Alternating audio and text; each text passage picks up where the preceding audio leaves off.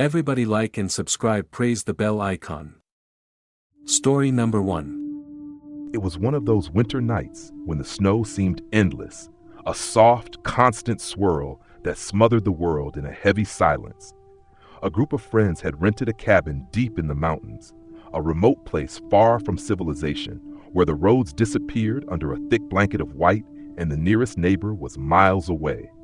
They were looking forward to a weekend of relaxation, good company, and warmth by the fire. Little did they know, the weather wasn't the only thing that would trap them in this forgotten corner of the world. As the night grew colder, the wind picked up, howling through the trees, making the old cabin creak. The power flickered a few times but stayed on, casting a dim light across the room. There was a strange stillness about the place, unnerving, like the house was waiting for something. It was then that they heard it, a soft knock on the door. At first, they assumed it was one of them playing a prank or someone who had wandered into the area. But when they opened the door, there was no one there. The snow was untouched, no footprints leading away from the cabin. A chill spread through them as the wind howled louder, as if it were mocking their confusion. Hours passed in uneasy silence, everyone trying to ignore the creeping feeling that something wasn't right. They huddled around the fireplace, talking, laughing, anything to distract themselves. But the knocking didn't stop. It came again and again at random intervals. First at the front door, then at a window, then at the back door. Always faint, almost imperceptible, but there. Every time they opened the door, nothing was there. Then one of the friends, Marie, always the skeptic, decided to investigate. She grabbed a flashlight, braving the darkness outside. The others watched from the window as she made her way across the yard, her breath hanging in the air like a ghostly vapor. Minutes passed, and the door opened slightly, as if she was about to come back inside, but she didn't. The friends called her name, growing frantic, but no answer came. They bundled up in coats, rushing outside to find her, but the snow had already covered any tracks. The only thing visible were strange, twisted marks in the snow, like something had dragged itself across the ground. It led away from the cabin and toward the trees, where the branches swayed eerily. They followed, heartbeats pounding in their chests. When they reached the edge of the forest, they found Marie, standing motionless, her back to them. Her head was tilted at an unnatural angle. The flashlight lay on the ground beside her, still flickering, casting an uneven glow. When they called out to her, she didn't move. There was something wrong with her. Her face was pale, her eyes wide open, but lifeless, almost like she was seeing something they couldn't, and her mouth was twisted into a horrifying grin. In a panic, they rushed to her side, but the moment they touched her, she let out a low, guttural growl, her body jerking violently in their grip. Her skin felt cold, impossibly cold, like she had been out in the snow for hours. They pulled her back to the cabin, trying to keep her calm, but Marie was no longer the same. Her eyes darted around the room, scanning the corners as if something was lurking just beyond their vision. The knocking returned, louder this time, shaking the cabin with each strike. It was no longer just a sound, there was a force behind it, something intent on getting inside. As the others stood frozen, watching Marie twist and turn in her seat, one of them, Adam, spotted something through the window. A shadow, tall, thin, and misshapen, lurking just outside, its face barely visible in the dark. They tried to barricade the doors and windows, but the shadows continued to move. Something was pushing against the walls, trying to get in. Then, as suddenly as it had started, the knocking stopped. The house grew deathly quiet, and for a moment they dared to breathe, thinking maybe it was over. But the door cracked open, the wind howling like a scream, and there stood Marie, no longer herself. She stepped forward, her eyes black and empty, and whispered one word: "Join."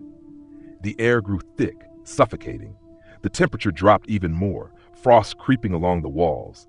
One by one, the friends started to feel an unbearable pull, as if something was inside them, dragging them toward the door. They tried to fight it, but their limbs wouldn't respond. They moved in a trance, their bodies against their will, toward the entrance. Just before they crossed the threshold, a voice, sharp, clear, and full of malice, whispered in their ears, "You shouldn't have come here." And then the door slammed shut. The next morning, the cabin was found empty. There were no signs of struggle, no footprints in the snow, just a thick layer of frost over the cabin's walls. The local search party found nothing but the abandoned cabin and the faint sound of wind whispering through the trees. But sometimes, when the snow falls heavy, people passing through the woods swear they hear faint knocking from the cabin. It's quiet at first, almost unnoticeable, but if you listen closely enough, you'll hear it getting louder, closer. And if you stand there long enough, you might even see a face peeking through the frost-covered windows, waiting for someone else to wander too close. The group of friends was never seen again, and the cabin remains in the mountains, its dark secrets buried under layers of snow. It waits. Story number 2. It was the dead of winter, and snowstorms had trapped a small group of strangers in a remote lodge nestled high in the mountains. They had all come there for different reasons, some for solitude, others to escape their busy lives. The lodge was a beautiful, old building, covered in ivy and tucked in a valley, seemingly untouched by time. The weather had taken a turn for the worse, and the roads were impassable. The storm kept them there, cut off from the outside world. The group quickly bonded over shared warmth in front of the fire, exchanging stories and making the best of their situation. But something felt off about the place. It had a strange atmosphere, as if the walls themselves were hiding secrets. On the second night, one of the guests, a man named Ethan, was the first to notice something strange. It was around midnight when he was wandering the halls, unable to sleep, when he heard faint whispering from one of the rooms. The sound was muffled, like it was coming from behind a thick wall, but it was unmistakable. His curiosity got the better of him, and he decided to investigate. He found the door to a small, unused room at the end of the hallway. It was barely noticeable, covered in layers of dust as if it hadn't been opened in years. When he pushed the door open, the temperature dropped significantly, and a chill ran down his spine. The room was empty, save for an old chair facing the wall. But that's when he saw it. The wall was covered in strange, uneven marks, scratches that looked like they had been made by something desperate, something trapped. The whispering grew louder as he stood there, and he could have sworn he heard his name. A sudden wave of panic swept over him, and he quickly backed out of the room, slamming the door behind him. His heart raced as he tried to calm himself, but the eerie feeling lingered, crawling under his skin. Later that night, Ethan shared his experience with the others. They were unnerved, but chalked it up to the isolation and the storm messing with their minds. However, the next morning, the atmosphere in the lodge had changed. The air felt heavier, the house seemed quieter, and the whispers, they had followed them. Everyone began hearing them now, soft murmurs echoing in the hallways, at first just faint and sporadic, but growing more insistent. People began seeing shadows dart across their peripheral vision, only to turn and find nothing there. By the fourth day, it was unbearable. No one could sleep. Everyone was on edge. The once charming lodge had become a prison of fear. That night, one of the guests, a woman named Sarah, decided to investigate the strange occurrences. She had heard the whispers most clearly coming from the attic, an area they hadn't explored yet. When she opened the door, a foul stench hit her like a wall. The attic was dark and filled with cobwebs, the kind of space you'd expect to find forgotten belongings, but what she found instead was far worse. In the far corner of the attic was a large old mirror, its surface cracked and tarnished. In front of the mirror, a figure stood, staring at her. Sarah gasped and stepped back, but the figure didn't move. It was only when she took another step forward that she realized the figure wasn't standing. It was crouched down, its limbs twisted in unnatural angles, like it had been waiting for something. Its eyes were hollow, black pits, and its skin was gray and mottled, as if it had been dead for years. Before she could react, the figure slowly turned its head, fixing its empty gaze on her. The whispers in the room grew louder, becoming a cacophony of voices, all speaking at once, screaming in agony, calling her name. Terrified, Sarah backed away, but the figure didn't move. It just kept staring at her, its grin widening. The moment she turned to run, she felt a cold hand grab her ankle. Her scream echoed through the house as she was yanked toward the mirror, her fingers desperately scraping the floorboards. Her body twisted as if it was being dragged through thick, invisible liquid. The others heard the scream, rushing to the attic, but by the time they arrived, Sarah was gone. The attic was empty. The mirror stood untouched, no sign of what had happened. A chill settled over the group as they searched every inch of the lodge, but Sarah had vanished without a trace. No one spoke of it aloud, but the whispers, they didn't stop. In fact, they seemed to grow stronger. With each passing day, the guests began to disappear. One by one, they would vanish into the cold, leaving only traces of their presence behind. Footprints in the snow that led nowhere, an abandoned coat draped over a chair, a room left undisturbed but empty. The others grew paranoid, not knowing if they could trust their senses anymore. Every time they thought they were alone, someone would see a flicker of movement or hear a whisper in the dark. By the time help arrived, the lodge was completely abandoned, its doors locked from the inside. The rescuers found no sign of the guests, no trace of the strange happenings, only the same eerie whispers, now carried on the wind. It's said that if you listen closely while passing through the mountains, you can still hear them, echoing in the distance, a soft, tortured chorus that lingers just beyond the edge of the snow. No one knows exactly what happened at that lodge, but the stories say that those who wander too close on stormy nights might feel a cold hand brush against their back or catch a glimpse of someone staring at them from the attic window. Some say the whispers are waiting for new victims to join them, and others claim that if you listen too long, you'll start to hear your own name whispered back at you. Story number 3. In the winter of 1983, a small town in the Midwest was blanketed by a particularly brutal snowstorm. It was the kind of storm that shut down power lines, stranded vehicles, and trapped everyone inside their homes. For one particular family, the storm was more than just an inconvenience. It became a nightmare they would never forget. The Holloway family had just moved into a remote farmhouse on the outskirts of town. It was an old place, weathered and worn, but they were excited to start fresh in the quiet, peaceful countryside. The house had been vacant for years, the previous owners having disappeared under mysterious circumstances. The locals whispered about the house, but being new to the area, the Holloways brushed it off as superstition. The storm hit hard on the second night of their stay. By dusk, the wind howled like a beast, and the snow piled up outside, turning the world into a blinding white expanse. They had settled in by the fire, trying to make the best of it. The power flickered a few times, but stayed on. The family had just finished dinner when the first strange sound echoed through the house. It started as a faint scraping, almost like someone was dragging something heavy across the floor. At first, they thought it was the house settling, but the sound grew louder, and it seemed to be coming from the attic. The parents, Alan and Marie, exchanged uneasy glances. They told the kids to stay put while they went to investigate.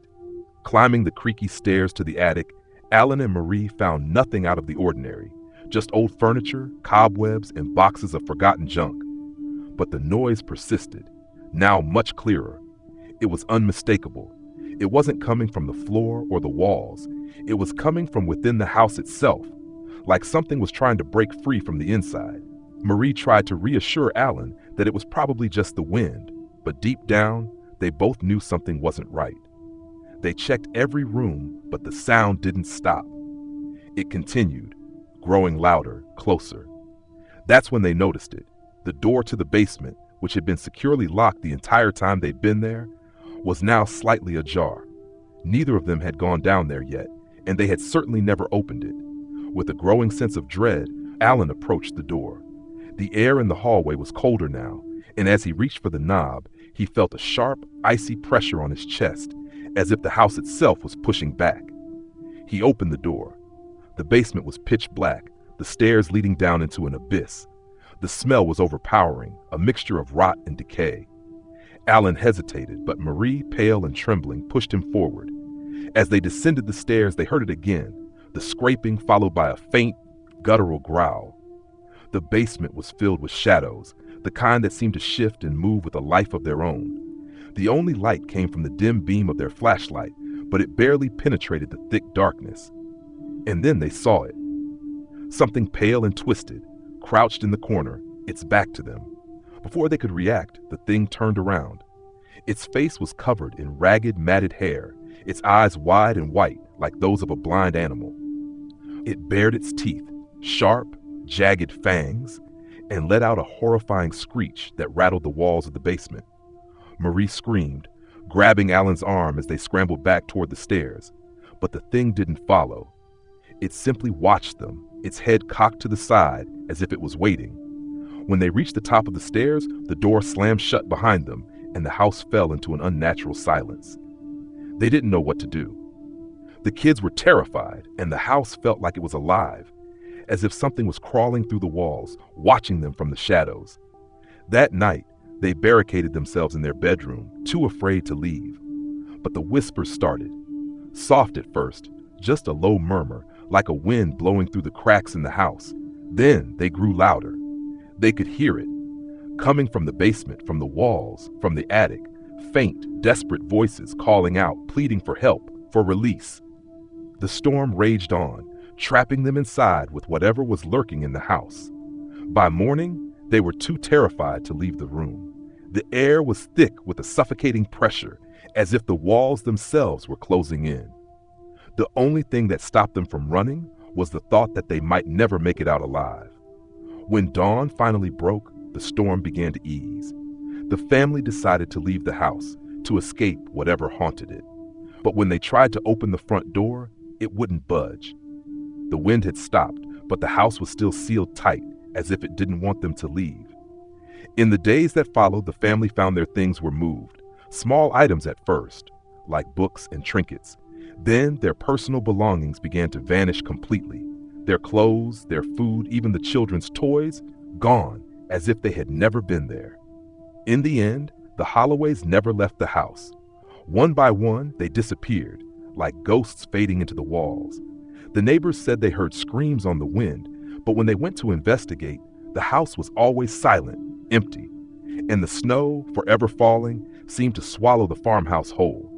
The house still stands, abandoned and decaying, hidden deep in the woods. No one dares to go near it anymore. Sometimes, in the dead of night, if you're close enough, you can hear faint scraping noises from within. And if you listen carefully, you might just hear the whispers, the voices of those trapped inside still pleading for release. But no one ever comes back. Story number 4.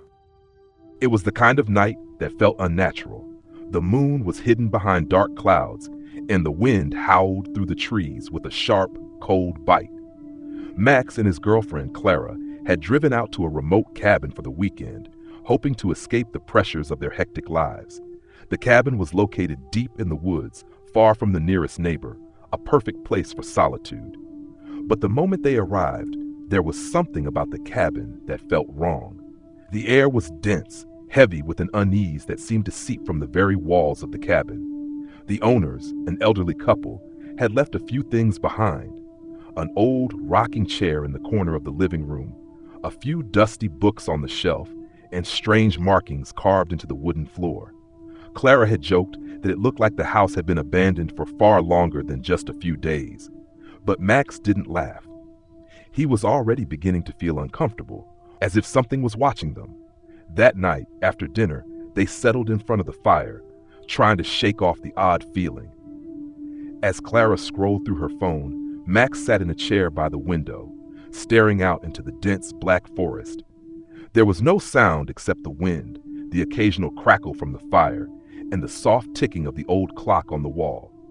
Suddenly, a knock echoed through the cabin. At first, they both thought it was just the wind, but the knock came again, louder this time. 3 sharp raps, one after another. Clara jumped up, her face pale. Max walked to the door, peering through the small peephole. There was no one there. The ground outside was covered in snow, and it was too dark to see much of anything. Max opened the door, stepping onto the porch. The snow crunched beneath his boots, but there were no footprints in the fresh powder. He called out, "Hello? Is anyone out there?" But there was no answer. The wind howled, but the forest was eerily silent. Clara stood behind him, her voice trembling. "Max, we need to go. This isn't right." Max hesitated, but he didn't want to seem scared. "It's probably just some animals messing around," he said, though his voice lacked conviction. As he turned to close the door, he noticed something strange. The rocking chair in the living room was moving, slowly back and forth. At first, he thought it was the wind, but the window was closed and the fire in the hearth hadn't been disturbed. It was as if someone or something was sitting in it, rocking gently. Clara saw it too, her breath catching in her throat. They both stared at the chair, and for a moment, the room felt colder. The fire flickered wildly, casting eerie shadows on the walls. Without saying a word, Max stepped back inside, closing the door behind him. "We're leaving," he muttered. They grabbed their coats, but as they reached for the door handle, the knocking came again. This time, louder, as though it was coming from inside the cabin. 3 knocks followed by a soft scraping sound, like something dragging across the floor. Max's heart began to race. He swung the door open again, but this time the air was different. The temperature had dropped sharply, and an oppressive stillness filled the air. The cabin, once warm and inviting, felt like a tomb. Clara clung to him, her eyes wide with terror. Max stepped out, searching the woods once again, but there was nothing. Only the deep, suffocating darkness. No animal sounds, no wind rustling the trees. It was as if the forest itself had gone dead. Suddenly, a voice echoed from within the cabin. It was soft at first, like a whisper, but it quickly grew louder, more frantic. Get out! Get out! Before it comes!" Clara screamed, her legs buckling beneath her. Max turned, but the door slammed shut with an unnatural force, as if something had thrown it closed from inside. Desperate, Max yanked at the door, but it wouldn't budge. The voice inside was now screaming, "Leave now! It's coming! It's coming!" The sound of dragging feet echoed from the back of the house, and Max's blood ran cold. It sounded like something or someone was crawling through the hallway. Then the lights flickered, and the power cut out entirely. The cabin was plunged into complete darkness. Max could feel Clara trembling beside him, clutching his arm. "We need to leave," she whispered, her voice shaking. "Now."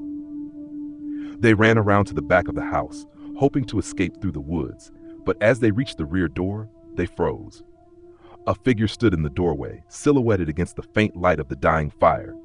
Its outline was tall, thin, and twisted, the shadow of a person, but wrong, horribly wrong. The figure's head was tilted at an unnatural angle, its face obscured by dark, matted hair. Max and Clara turned and ran, but they could hear the slow, dragging footsteps behind them. The figure was following them, moving at a pace that didn't make sense for how it looked, as though it was floating rather than walking. They stumbled through the snow, the woods stretching out around them, their breath coming in sharp gasps. Just as they thought they had escaped, the wind picked up, howling violently, and the figure was suddenly there, right in front of them. Its face was now visible, pale and gaunt, its eyes wide and empty, like black voids. Its mouth stretched into a grotesque grin. Clara screamed, but the figure didn't react.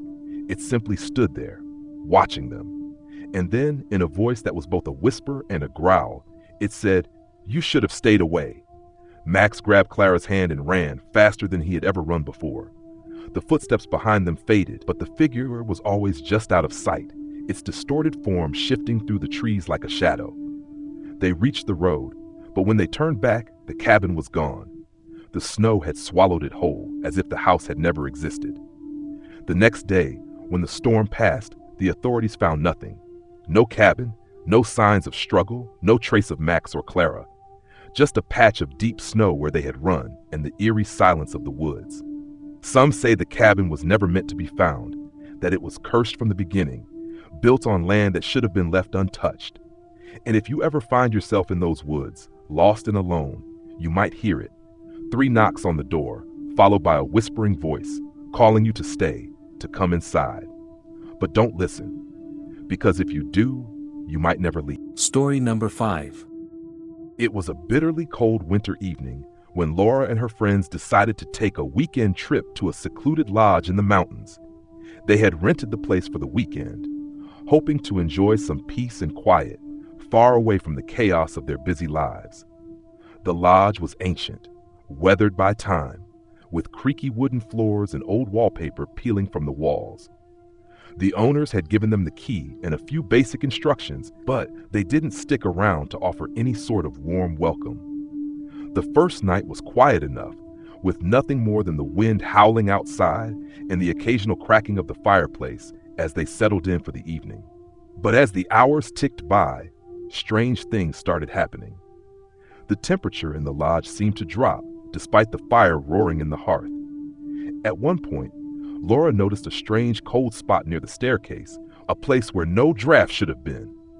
The air felt heavy, almost thick, as if something was pressing down on the house. Around midnight, as they were gathered in the living room, the lights flickered once, then twice, before plunging them into darkness. The power had gone out.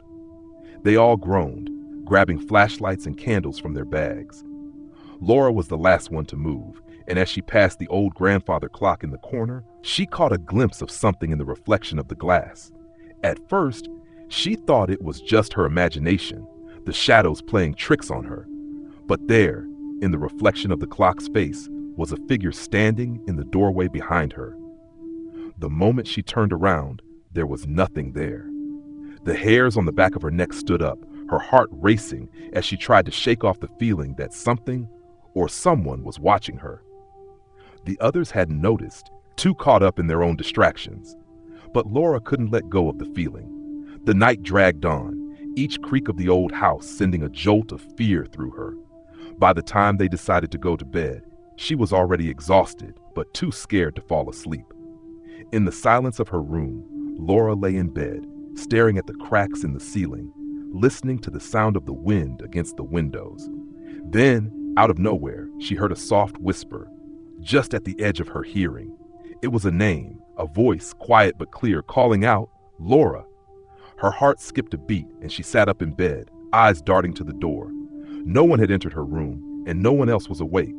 She tried to brush it off as the wind, but then it came again, this time louder. Laura. Terrified, she scrambled out of bed and rushed down the hall to the others. When she knocked on their door, they opened it, groggy and confused. But as soon as they saw the panic on her face, they invited her in. She explained what had happened, and they all laughed it off as nerves. But Laura knew what she had heard. It wasn't the wind. Something or someone was calling her name. As the night wore on, the strange occurrences became harder to ignore. Each of them began to feel the unsettling presence. Furniture was slightly moved in the living room when no one was around. Footsteps echoed in the hallway, but no one was there. The once cozy lodge now felt like a prison, and every corner seemed to hold something waiting to be discovered, or to come after them. By the second night, they were all on edge, barely speaking to each other. They decided to leave, but when they went to check out, they discovered that the road leading back to civilization had become impassable. The snowstorm had worsened, and it was impossible to drive. Trapped and with no choice but to stay, they decided to stay in the living room together, hoping the presence would leave them alone. But the whispers grew louder, echoing through the house. And then, the banging started. Soft at first, like someone knocking on the walls. But then it became frantic, violent, as though something was desperately trying to break through. Panicking, they tried to barricade themselves in the living room, but the doors wouldn't lock. The windows were sealed shut with ice. Laura could feel something cold, colder than the outside air, brush past her skin. She spun around, but there was nothing there. The temperature in the room dropped, and her breath began to frost in the air. It was then they heard it, a low guttural growl coming from upstairs. None of them dared to go up there, but the noise grew louder and louder until it seemed to vibrate the very walls. It sounded like someone was crawling across the floor. Something big. Something desperate. With no other choice, they rushed upstairs, flashlights trembling in their hands. When they reached the top, the hallway was dark, but there was a door at the end, ajar, just slightly enough to see something moving behind it. As they approached, the growling stopped. The door creaked open fully, revealing a small room. But it wasn't empty. There in the center of the room was an old rocking chair, and in the chair someone or something was sitting. A figure hunched over, its head tilted at an impossible angle. Its face was obscured by long, matted hair, but they could see its hands, bony, long fingers scraping the wooden arms of the chair. One of the friends, Adam, dared to step forward, but as he did, the figure's head jerked up, revealing hollow, empty eyes that seemed to pierce into his soul. And then it spoke in a voice that was both a whisper and a scream. "Leave, before it's too late." The door slammed shut, and the lights flickered once again. But this time, they didn't come back on. The friends ran down the stairs, out into the blizzard, but as they looked back, they saw the dark silhouette of a figure standing in the doorway. It didn't move. It just stood there, watching them. When they finally made it to the nearest town, they spoke to the locals. They learned that the lodge had once belonged to a family that had mysteriously vanished, leaving only whispers behind. The town didn't talk much about it, but the old owners had been rumored to have dabbled in dark rituals. The house, the people said, had never truly been empty. The friends left the town that day, never to return. And though they tried to put the horrors of that weekend behind them, none of them could shake the image of the rocking chair or the hollow, empty eyes watching them from the darkness. And every winter, when the snow falls heavy and the winds howl through the trees, they hear it, the sound of the chair creaking, as if someone or something is still waiting for someone to come back.